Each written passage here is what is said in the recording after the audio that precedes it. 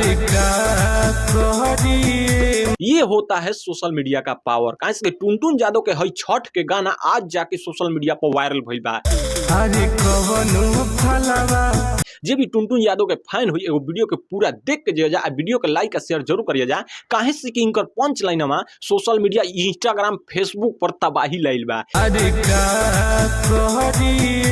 7 number पर trend करता है इंस्टाग्राम पर। अब सोचिए कि टुनटुन यादव का कितना पावर है कि इंस्टाग्राम में भैया अपन जलवा बिखेर ले पड़न। छठ के गाना भैया आज जाके इनकर वायरल होता है।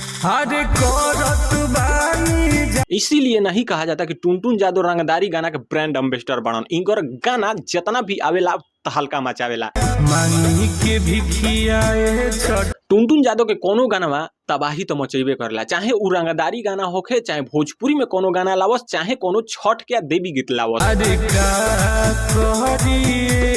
भैया उनकर गाना वायरल और तबाही मचावेला। काहे से कि पीछे दिन गाना छठ कितना दिन बीत गया है। अरे करत बानी तो भैया ई गाना तोहन जना के कैसन लागल पंच लाइन एगो छोटा सा कमेंट करके जरूर बताइए जा। काहे से कि टुनटुन यादव कोनो कलाकार से कमो नहीं।